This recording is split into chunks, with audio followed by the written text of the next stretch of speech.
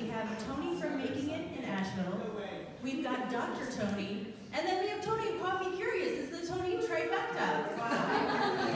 I know. So these are the organizers. We got Andy Graham, Sean Captain, Davey Davenport, Sean Como, Amanda Moses, there she is right there. Thomas Safeway, who is running our timer today. We're testing out a new timer. Miss Annie Lewis, who is a rock star every single Wednesday. Go to her with all your realty needs. And Tori Daly. Moving right along the format. So we're doing 6 minutes of presentation, then 20 minutes of Q&A, and then we're doing the second 6 minutes of presentation and 20 minutes of Q&A. Raise your hand to ask a question, wait for the microphone because we are recording, and that is how it picks it up. And if you have a mug, if you've used a mug from the mug library, return it after so we can have it fresh and clean for next week. Thanks so much. And Dr. Toni, would you like to take the stage? Okay. Our first Toni of the day. And you're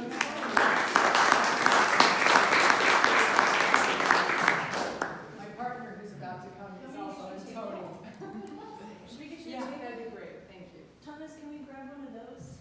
So instead of a slide presentation, I have show and tell, because it tells the arc of my business, truly. I'm going to actually start with, is this on? You guys trying to hold it closer to your mouth. Okay. Speak up. Okay. Hey. All right. I haven't done any professional speaking now since before COVID, so it's been a while. So I'm going to start with a half hour ago. Half hour ago,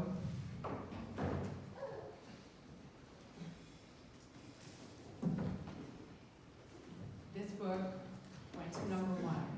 Woo! All right. In oncology and general medicine and psychology. And if enough people buy the book today, it will go from #4 to #1 in breast cancer. So I never thought I would be doing professional speaking on the subject of breast cancer. So we'll get to that, but I want to start with my first book, which is called The Lifequake Phenomenon. So I'm going to go back and tell you a little story about the arc of what I call the path of the wounded healer. That's my business. The name of my company is Lifequake Enterprises, and aka Dr. Toni Galardi. So my 20s were spent as getting my training, graduate education, and going into private practice, and doing some professional speaking. And at age 30, I left Orange County, California, where I was living, very conservative kind of community, and went through what I call a lifequake. And what that means in my world is a crisis that literally takes you to the next level of your evolution. And that has been the journey of my life and my work, is helping people go through a lifequake and actually reorganize their lives into a new form. But before I was qualified to write this book, I had to go through what is called the shamanic initiation. And the shamanic initiation, which isn't something you choose, trust me, is where you are put through ego death after ego death to be able to become a healer who can shapeshift, which means you can literally dissolve your body into someone else's body to heal them, or to facilitate, I should say, healing from source. So I went to Peru on a trip, and it was on that trip that my life completely changed at age 30. I came back and my entire life collapsed. I couldn't even work for a whole year. And at the end of that year, of literally just being in meditation most of the time, and having a lot of visions and things that were coming to me out, my whole body was reorganizing. A 7-stage model was downloaded literally through me in a meditation, and that was the 7 stages of the lifequake phenomenon. So what that encompasses is helping people to get to before the crisis, And the first stage of that is boredom. And when you start to become bored with what you're doing, and when I do professional speaking engagements, I talk about the emotional tone scale. We all have an emotional tone scale. Ecstasy is at the top, despair is at the bottom. And right in the middle is a transition emotion called boredom. And so when your business or your personal life starts to feel like it's no longer got life in it, no more vitality, that's a sign. That's the beginning of looking at making changes. And so that's what I was passionate about. I was passionate about helping people not hit the wall, because I had 3 near-death experiences before I started to wake up to the fact that I was waiting until the crisis hit before making changes. And I talk about that in this book, and then the road that leads through these 7 stages. So what I have been passionate about all from my 30s on has been about taking what you need on the personal level to the global level. That if we learn how to master change on our personal level, we can create a global change where we don't have to hit the wall as a species before we make changes. So that's why this was a micro to macro kind of arc in my work. So I thought that was my life's work. That was my mission. I thought that's what I was going to do for the rest of my life. And a lifequake happened to me as my second book was coming out, The Lifequake Miracle. Literally, I was getting ready to go. Gaia Network is some of you may know the Gaia app. It's a spiritual TV network. And I didn't think anything, because I had done ABC and Fox as a guest expert, and you're on for 5 minutes and that's it. So I didn't think anything would come from doing Gaia. And so I did this television show called Healing Matrix, flew to Boulder, did the show, thinking, nothing's gonna happen. I didn't know about apps. And that something stays up there in perpetuity, and it goes to 19 countries around the world. And this book was published, and the interview came out in April 2020. So what happened in April 2020? Hello. Okay, COVID, right? And so this book exploded, except, and this is where the lifequake came in. A man who is a New York Times bestselling author had a much bigger following than me, and claimed the word lifequake, even though it had been my work since age 30. I had a domain name, I had a trademark, the whole thing. But he was on national television because he had been a New York Times bestselling author, telling people that he called this transition phase a lifequake. And he's Jewish, and he used Italian phrases, which are in my book, and Italian. So, and there were, like, when I read his book, his latest book, which I'm not going to say his name, I'm not going to say the name of the book, and don't ask me, because I'm not going to do that. But when he, it was really quite interesting. When I read his book, there were 8 different things that had been lifted from my work, because this book had been up, the 7-stage model. And my ego, so this was another part of my work, my business is, I have to go through an ego purification to go to the next level. That's the level, that's the kind of work that I do as a shaman. And my ego was fried by this. You know, friends were calling me, this guy's on Good Morning America saying, he created the word, the word lifequake, and on and on. And I had to go through quite a process. But what happened as a result, I didn't know at the time this was going on, that breast cancer was percolating in my left breast. And I had to go through quite an ego purification. And then I had to step back and go, okay, go back to your book. Go back to your work, which is, this is clearly no longer your work. So what is? And I had to stay in the unknown, as I teach people to do in stage 4. To be in the unknown and to be willing to wait until you're shown synchronicities, I call them divine coincidences, that show you what the next thing is. Because we're a do culture, right? We think that we have to, figure it out and just take action. And there are times when we need to just be in stillness. And this stillness is when I was diagnosed. I woke up one morning and there was a 2-centimeter lump in my left breast. And that stage 2 that was diagnosed initially took me on a journey that was beyond the beyond. Because everyone was telling me that I needed to heal this through a lumpectomy and radiation. I'm talking alternative medicine doctors, obviously the traditional medicine doctors, on and on and on. And I elected through guidance to go on a path that was completely holistic, that it was my journey to actually take my work to the next level, which is to help women. What I discovered was shocking to me. Women are being told to get mastectomies with stage 0 breast cancer, which technically isn't even breast cancer because it's not invasive. And women are doing it all the time. Several celebrities quite recently. My sister-in-law, who was 40, had her let them take her breasts and then do a breast augmentation. It's a very big business, very big business. So much so, I just want to say this one little thing, as just a side note of education for you all.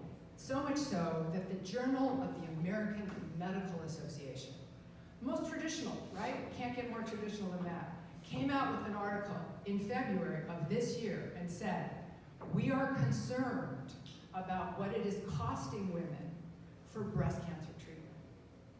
That it is costing women more for breast cancer treatment. 10 minutes? 6 minutes? What is it? It's been 10 minutes. Oh my God, okay. I just want to finish this one thought, and that is, it is costing more for breast cancer treatment than lung, prostate cancer, and colon cancer all combined. So there is a business out there. And what my passion is about getting to women, educating women, that there's alternatives in early stage breast cancer. So that's where this book came in, and a half hour ago I went to #1 in medicine and psychology, but the journey that I had to go on. So where I'm at and what I'm kind of perplexed about is I have wanted for quite a while to scale my business. I am not a physician. I am not interested. This is the part where you just share what you are We at. go to Q&A next. Okay. All right. So just you want to ask questions? That's fine. No, but I don't know if you wanted to wrap something I up just before we do wanted to that. share what I'm needing. So, Yeah, okay. do So that. feedback on, because I am not a physician, not interested in creating health coaches, but I do want to scale my work so that there are people, because I'm a career coach, my work is helping people find what they're here to do next. And I want to be able to get that work out to a bigger audience through scaling it in some way, like either training people to be able to do it. The thing I don't want, just to give you a sense, is to have a bunch of people calling me all the time, because the breast cancer thing, you need to really make sure that your life is in order. And I have friends who have coaches, and then they're always calling them all the time. So I'm not really clear about how to scale this business in such a way that it doesn't require so much of me. But I do want to be able to get this information out to as many people as possible and help women who don't want to get breast cancer and women who have had breast cancer find their passion. That's really what I'm about, is helping people find their passion. So.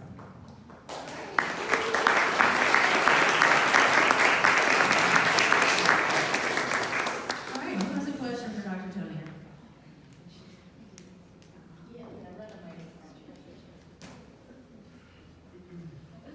What is your background? My background, PhD in psychology. I'm a licensed psychotherapist in California. Lots of training. Training in hypnosis, guided visualization, holistic health. Done a lot of deep dive into functional medicine, which came in handy with this. What else? I mean, I've done training forever. I've done, NLP, certification. So, does that qualify? Well, I hope that Professional gives you speaker for many, many years, media communication treatment consultant, so. Thank you. Oh, I had a column in Counselor Magazine for 9 years called Ask the Life Quick Doctor until recently. So, anybody else have any questions? Yes. So right now, are you in transition or are you already doing what you love? And what does that look like when you do the thing that's your favorite? My favorite thing? Yeah. Yeah, so my favorite thing on a part-time level is working one-on-one and helping an individual, men or women, you know, who are fried. A lot of executives come to me, or people who are entrepreneurs but really don't know, they're just burnout, they're in burnout.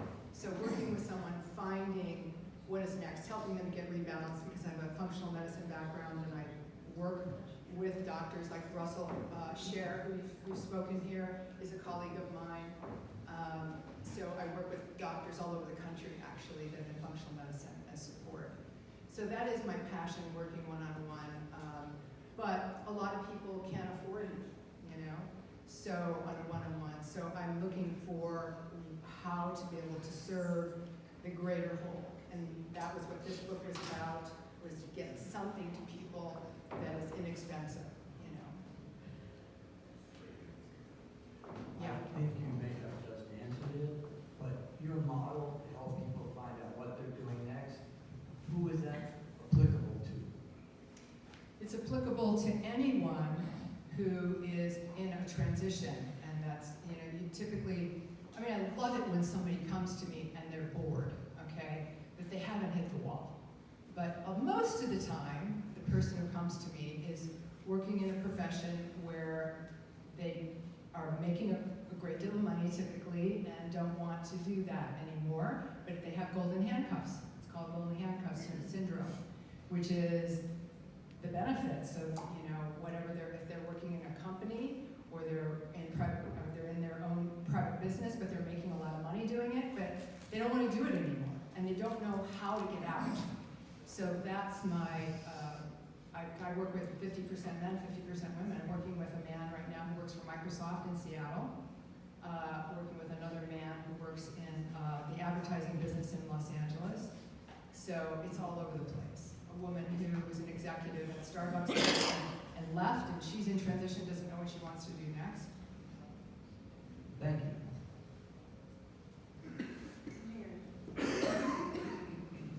Hi, I just want to say you're clearly a prolific creator as an author of many books, and clearly you've had a lot of engagements like that in the past. I'm curious what sort of content, aside from the books themselves, you create today, just imagining or envisioning that as a way that you can reach a broader audience.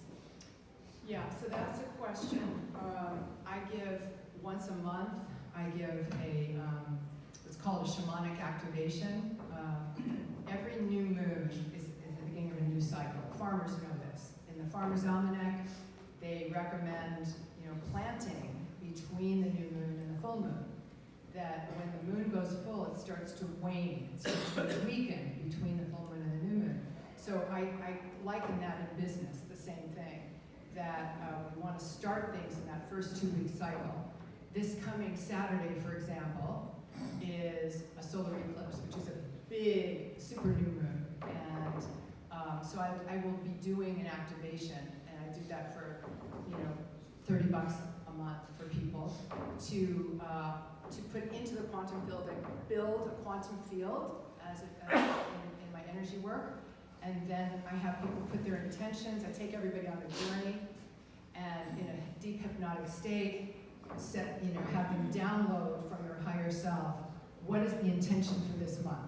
So that gives people who can't afford me on a individual level an opportunity to at least be intentional with their business. Yeah, I think we have time for one more question. Yeah. You might consider different ways, like just, I mean, I'm sure you're already thinking about leveraging the web, but I think even just hearing you speak on little micro topics and something like TikTok or Instagram, it may feel hollow to somebody who's so connected in the face-to-face interpersonal world, but I think a lot of people would derive value from that, and it might open up that next opportunity for you to help doing videos on Instagram. I haven't done TikTok, but I have been doing it. So you can find me on Instagram. They're little, what I'm focusing on so that even men, by the way, this applies to men, just a little piece of information, the numbers are going up in breast cancer in men because of the xenotoxins, xenoestrogens that we're taking in from the environment. So I really address the immune system and these little things you can do as we're moving into fall and into winter, and things you can do to support your immune system. So I do those kinds of things. I've got a blog that comes out, a newsletter comes out once a month. So anybody wants to be in my newsletter, feel free to reach out to me. So like that. Okay. All right, let's put our hands together for Dr. Toni.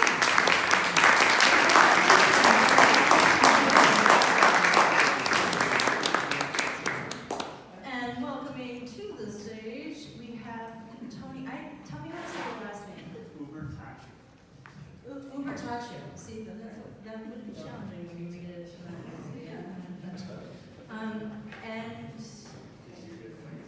You did, now I need somebody to do something for me here. Where is Sean?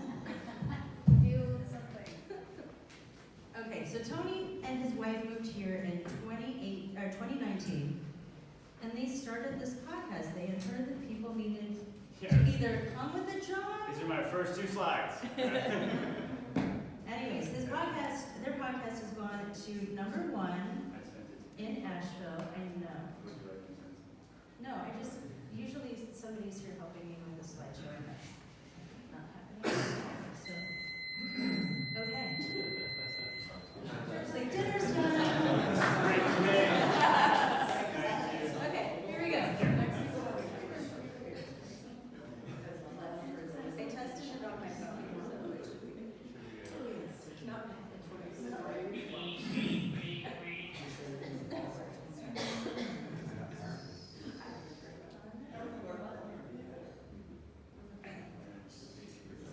Here, you push buttons.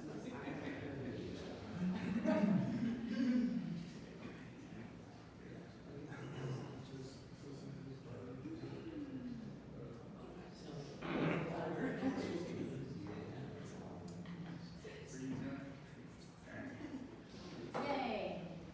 That's it, that we're talking about. Thinking about it, who wants to present or do? Okay, would you like this one? All right, let's put our hands together for Toni.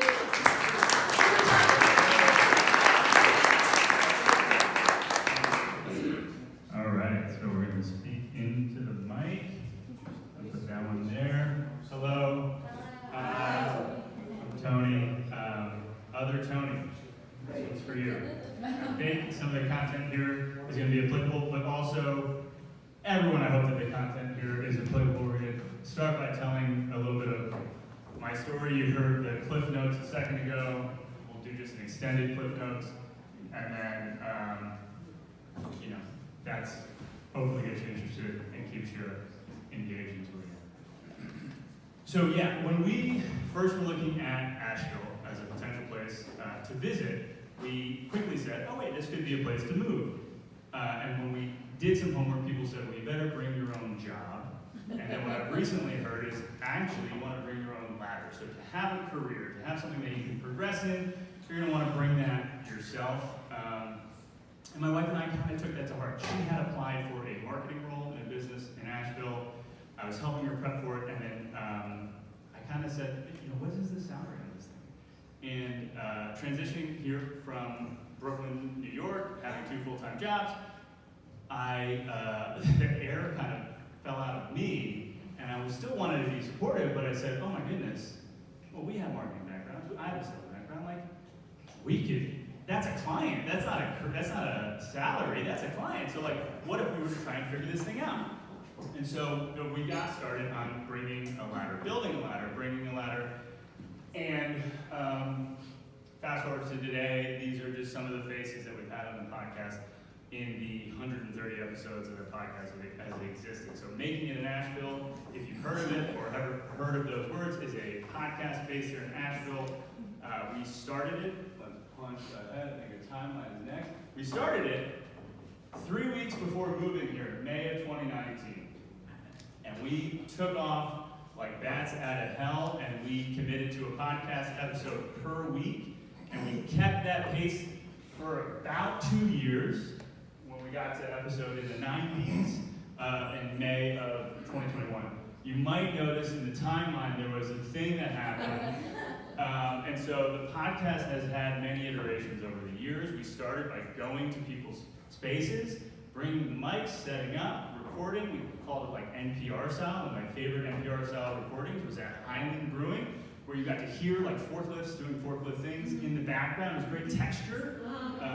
And then after about this moment, it turned into Zoom calls. At about this moment, we found out that my wife was pregnant. And we reimagined the podcast. It was no longer 2 hosts. It was 1 host, it was me. And we scaled back a ton on some of the post-production stuff. We simplified what podcast production would look like and how it would operate. We made things as simple as possible. And then I stopped producing the podcast because a kid showed up. And he was more important. But the benefit, the thing I'm going to try and champion here is that because of this timeline, we had gotten to a place where our business was doing enough that I didn't have to commit to the podcast anymore. I could spend time with my family. I could meaningfully downshift and just like take my time and spend a year and a half with a kid that was growing, and the prenatal time with my wife. So the podcast has turned out to be the single smartest strategic decision I've ever made. Period. And my wife would likely also agree, even though the podcast is purely my baby at this point. Baby arrives, the podcast comes back. So we just finished what is our 11th season, and we have focused arbitrary number of a strategic move. Say that season 1 has ended and invite people to be your guests on season 2. It sounds better. Right? And so season 10 just ended. We started season 11 a week or 2 ago. Season 10, production value. So, hey, we approached it slightly differently. We went with a theme. We said, what's really exciting? Well, my wife has an e-commerce business. Let's learn from the best e-commerce businesses in town. E-commerce business theme, bang. What's a good thing for an e-commerce business themed podcast? Well, let's find a sponsor that would benefit from seeing and hearing and being adjacent to all of the e-commerce based businesses in Asheville or some portion of them. Bang, we get that sponsor. This is shop in earnest, ready-made co-warehousing and co-working, fantastic Stone Creek. And so they were our sponsor for a season. We did 12 episodes with 10 or 11 e-commerce based businesses. My wife was one of them. We had someone cancel. She got to be on the podcast. That was exciting. But what we did was we scaled up the production value. So in the past, it was just me and a mic, and then it was Zoom. This season, this is the studio. We ended up not using the studio because Ernest asked that we record in their location. I thought it was fantastic. Yes, absolutely. And so this is increased production value. It's 3 cameras, it's multiple mics, it's lights, it's the whole thing. And podcast, when produced at a very high quality or produced at really any quality, creates so much content that you can do almost anything with it. It is a giant big tree that when pushed through a wood chipper creates tiny particles of wood that can be used in any way you would like. You want to light a furnace, you want to start a grill, you want to build a house. You can do it when you have a giant tree of content to then break down. And so Q3, season 10, the focus was production value. Let's demonstrate the quality of the production that we can create, right? Q4, and in the future here, we now have 130 episodes. We have a YouTube channel that not many people pay attention to yet, but they will. And we have archives that we have hardly really ever touched, especially once my wife pulled herself out of the podcast engine. And so Q4, what we're going to demonstrate and illustrate and show off is like what happens when the wood chipper for content, is operating at a high level, and we're going to break past episodes, current episodes, into really exciting, bite-sized, consumable content pieces for all of the internet to see. So if you'd like to be in the first 200 people who follow Making in Asheville on YouTube, I welcome you to do that. But so Q4 is going to be distribution. 2024, we're going to, for the first time ever since really launching the podcast, we're gonna attempt to monetize it directly with in earnest.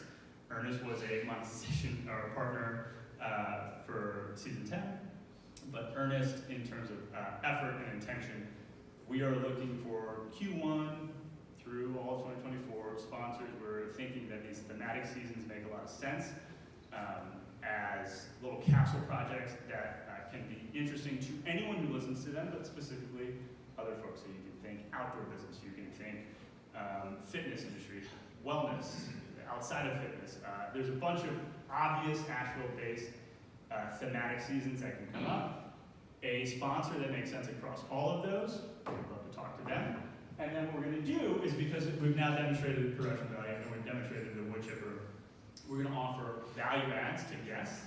So the content that we typically put out makes the podcast sound cool, is for locals who are interested, people who are moving to Asheville, want to learn about businesses. But what if we took the best moments where our guests are talking about their business and turned it into content for them to post directly in their own feeds? Well, shoot, we do that. Well, you're in our studio, we should take some headshots. Well, you're in our studio, we should take... So we're going to offer that as an add-on to guests, something we've never done in the past. But what I really want to say is that 2024 could be the year that you start your own podcast. And so we do a bunch of stuff. We have always done a bunch of stuff in the podcast, but production can be very simple. You only need a phone. Production can be very simple. You can record yourself with your computer. There's a lot of ways to get this thing done. High-level production, sure. Sounds like a lot. And it is. It is a lot, but it doesn't need to be a lot, at least early days. But if you have a podcast, and you are having conversations publicly, and recording them, you have so much content that you can then harvest in the best possible ways and put them in places where people are going to consume them. I think the podcast is the best marketing and sales strategy any business can implement new. Net new. If you're starting to do social media, you're going to hire an intern to do social, why, if you don't have great content for them to put into social and be a part of the conversation? Start over here with stuff, and then put it on the internet. And so the stuff could be you're interviewing your perfect, ideal candidate for a client, or you're interviewing past clients, and they make incredible testimonials over an hour or 30-minute conversation. So podcast as sales and marketing, can't beat it. I have 6 seconds left. You have to start somewhere. We started in a closet in Brooklyn. Episode 1 and 2 were recorded in a closet. You don't have to start somewhere nice, you just have to get started and then keep moving forward. Also, we got you covered if you do want to do podcast stuff. I've done a podcast workshop. We had like 20 people just before the pandemic all get together. All of that information, if you like the podcast workshop, yours, just tell me where to send it. I'll give you the slides, I'll give you the content. The information to do this stuff, 100% free. How to is never the question, it's want to. If you want to do it, you can do it, and I'm glad to support. If you need more than that, we are offering productized services in 2024. So we're going to be consulting. And we are looking for a studio. We have a couple places that we've identified. If you know of more places, that could be a great, relatively quiet recording studio where we can bring people and then offer the space when we're not recording to clients, perhaps like you, so that we can do all of the production with a much lower barrier to entry for the average business in Asheville. We'd love to hear about that space. All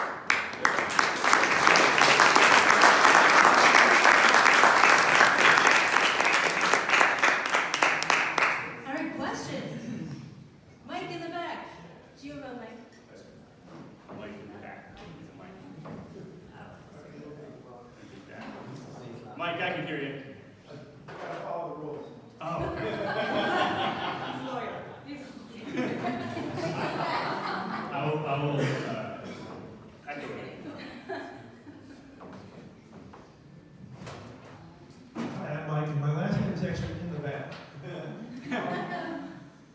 question, I'm gonna plug a sponsor, Biz Radio.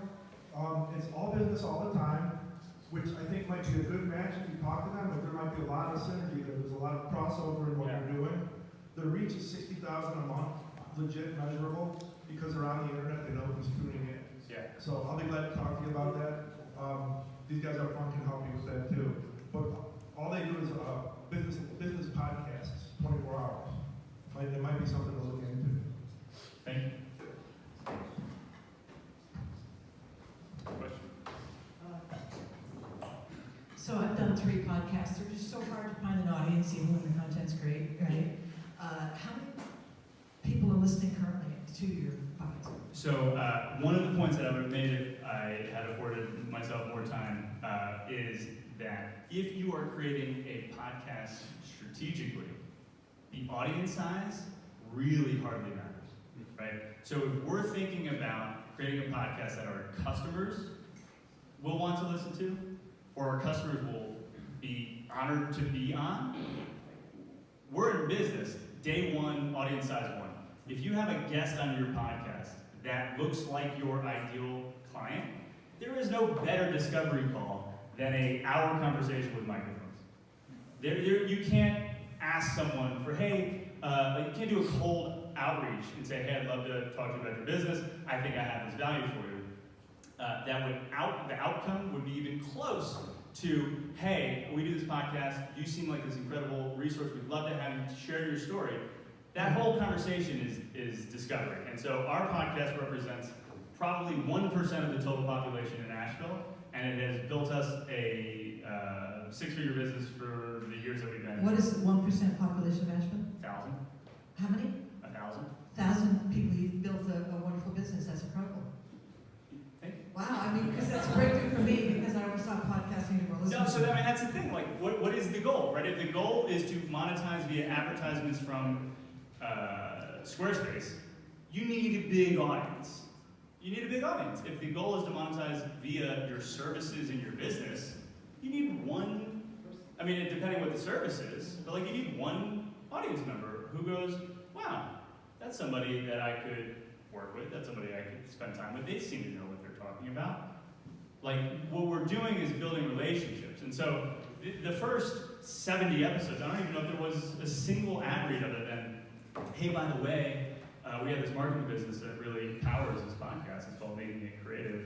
If you have any questions, like, just look at our social media. Like, this is what we're doing. That was it. There was never a hard ask. We had Range Urgent Care, shout out to Range, who sponsored us a couple times. We talked about 4 figures a couple times. Like, in terms of hours put in versus hard dollars back, not even close. We have lost so much money on the podcast. If you look at the services that we've sold through our business, it's great. It's the only marketing we've ever done. Our website currently says, like, we're remaking it in Asheville or something. Like, there's no website. Yeah, so it doesn't need to be a big audience, especially if you're being strategic. What is hard is if the podcast is you just pontificating on some ideas, because then they're going to say, well, what makes you different than Brene Brown? That's a hard competition. That's hard competition. But Brene Brown's not going to have your client on her podcast. Yep. Hi, Tony. Great information there. I just have a quick question for you. You talk about Q4 is going to be your distribution, your strategy, and your content. I'm just curious, do you have a strategy built already for that content? Yes. So one of the things, again, if time had allowed, I would have potentially outlined the wood chipper concept. So the wood chipper that we're going to build, and have already built, is we record a podcast, whether it's produced the way that our best podcasts are produced, meaning multiple cameras, or not, record a podcast, video, audio. Video, audio then goes into an AI that takes an hour and turns it into transcripts, pretty much immediately. The transcript is then sent to a different AI that creates what are the best moments, what are the best sound bites, can create a show notes page, all sorts of content prep, saying, like, here are our ideas, you don't have to use them, I don't know what I'm doing, I'm just a machine. So we take that, right? And we say, okay, these are actually good points, let's pull those out as clips. Here's how we can make it better. We pull out the ums, we pull out the filler words, we can do all that stuff. And now you have content that is appropriately short and appropriately powerful for different channels, vertical for things on the phone, horizontal for things like YouTube. And then captions and stuff are written by AI and then turned into human versions of that. You know when a caption was written by AI, there's an emoji every fourth word. They say things that aren't how you would say it if you were to write it, but it's better than nothing, I'll argue, sure. But so there's going to be a marriage of AI and humanity. But the idea is that we have an hour, and if you want to listen to the hour, you can. But here are the best moments, 3 to 5, and we're going to put them where people pay attention, Instagram, YouTube, and then it's a bunch of email things. But the content machine is long form AI, chopped up, then salt, pepper, a little ketchup, and push it on the cloud. So you're looking at keeping that all internal, you're going to do that in-house? Yeah, and then as one of the potential services in 2024 is offer that as well, because once you build that machine, AI doesn't get tired, and so we can put a bunch of stuff through that, and then it's the turning it back into human content, as opposed to just wood chips. We're now packing it together and making Kingsford coal charcoal lumps, right? Like this is value. Wood chips aren't necessarily, but wood chip charcoal lumps. Does that make sense? Thank you. Making that up on the fly. That's not my best. Yeah, you got mine.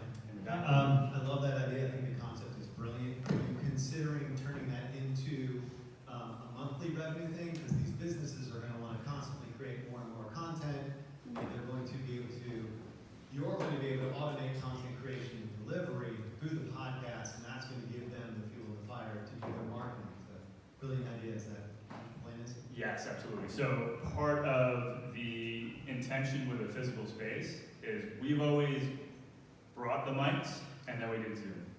And so once there is a physical space, it's front side, hey, there's a space you can rent. We'll record it with you for you. You can take the files, do what you want, or we have this wood chipper that you get to observe in action through our business. Would you like us to do this with you and for you? And that would be subscription, monthly, quarterly type stuff. And so from concepting and building the strategy of a podcast to implementing and distributing, that could be all done at once. How do you find your guests? How have you found them? How do you find them in the future? Great question. So as a adjacent answer to that question, my wife is this incredible cook and Italian foodie, and foodie generally, we love. Our favorite things in New York was going out to restaurants. We were concerned, like, what if we get tired of the food at this small town?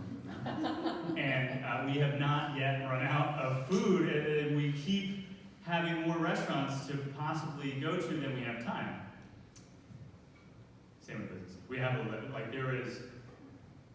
there are way too many businesses that we have time to interview, and so part of the reason why I want to lean into sponsorships in the seasons ahead that make sense and offer value add to potential guests is because there is the widest version of our podcast would be a daily podcast, and there would still be too many guests. So at a weekly clip, 10 a quarter, there will never be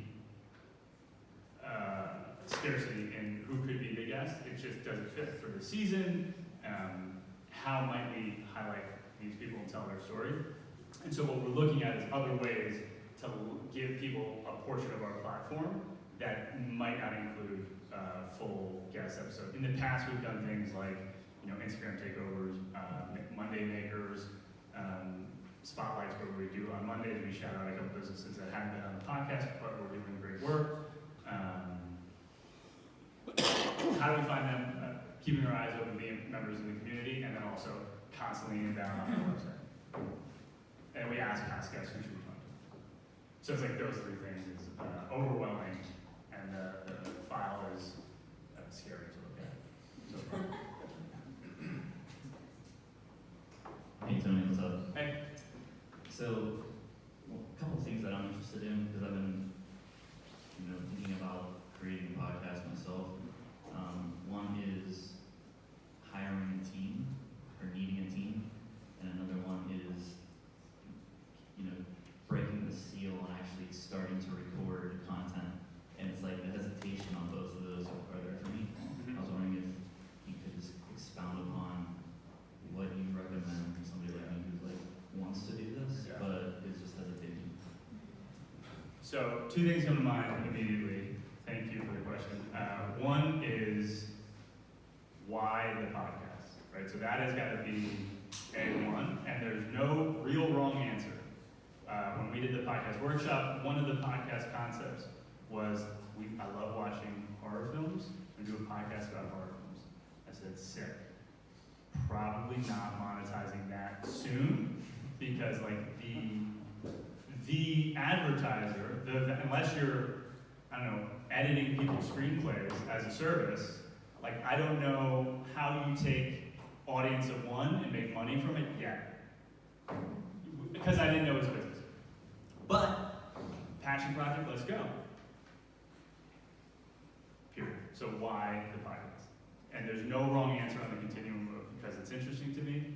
We had someone reach out, want to do a podcast so that his grandson would have his stories as a thing that he could go. So if that's the answer, amazing. Go. It can be with your phone. It doesn't need to be produced well. It just start, right? Start somewhere, and then you can get it. Episode 3. Hey, Grandpa figured out that I can't have the phone in my pocket when I'm recording. I don't hold it, and that sounds better. Cool. No big deal. If on the other side, it's because my business is running on fumes and it needs to work. I'm putting all the eggs in this basket. Cool, let's probably be strategic, because if you were going to launch a podcast that is just you talking, might work. If you're to launch a podcast where you have your, biggest client as guest one, and then you uncover these new problems that they're having in their business that you don't normally get in the email correspondences that you have, and you're like, hey, I didn't know that you were insert problem area. We saw that with our other clients. I wish you had just said something. We could have, bang, that was a recorded sales call, right? So those are the 2 continuums. So why podcast? And then it's start immediately. You can't steer a parked car, right? If there's movement, you can improve it. And then the other is, if you have a huge brand, East Fork should launch a great podcast out of the gate. They have a brand. It will be in line with the brand and the expectation that people have come to believe that this is the brand who does things in this certain way. Podcast should probably be goodish day one. At least produced well. Whether or not it is high value or really digestible, doesn't matter. But it should sound, right? It should be recorded. So there is a continuum. If no one knows you, start over. There's no downside. You can rename it and start a new podcast once you get the hang of it. If you do have a brand, and I'll falsify that for you gladly, if you do have a brand and a brand to uphold, maybe be strategic. Maybe look to hire people. Maybe a virtual assistant. But I've built a little quadrant for you to consider. All right, let's all put our hands together.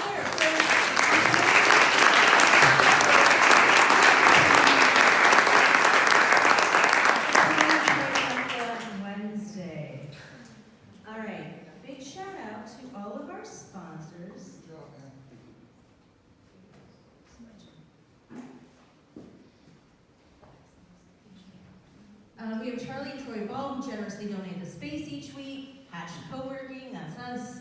SCORE, we got Michael Trufa in the back. The Hatch Foundation. Chris Bueller is around here somewhere, so if you have questions for him. Eli, the computer guy, let's all put our hands together for cookies.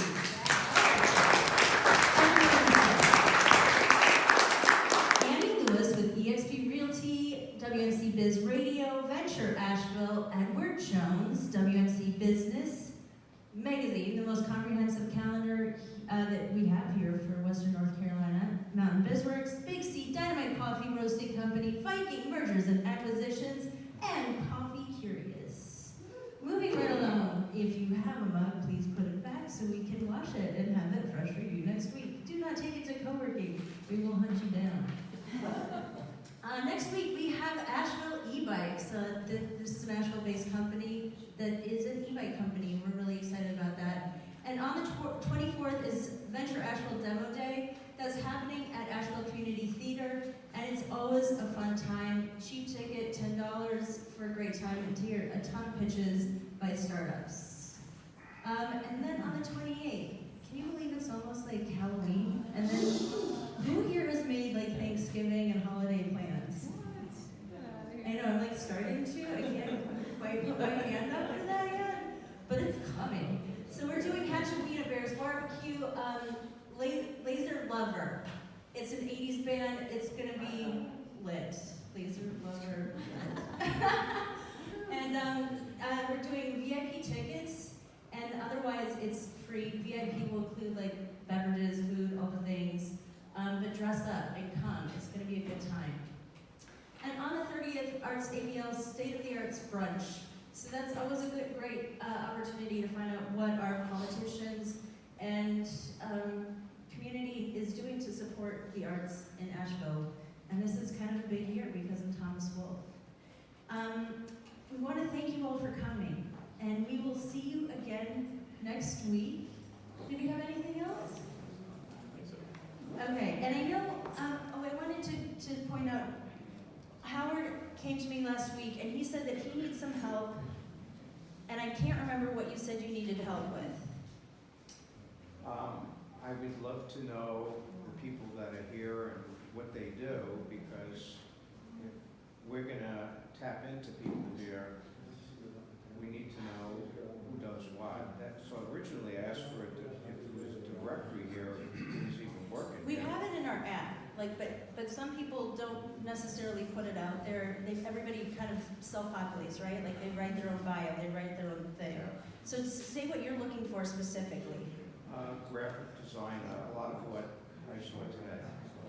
Graphic design, okay. So if anybody knows somebody that can help Howard, come and talk to him after this. Thank you all for coming, and we'll see you again next week.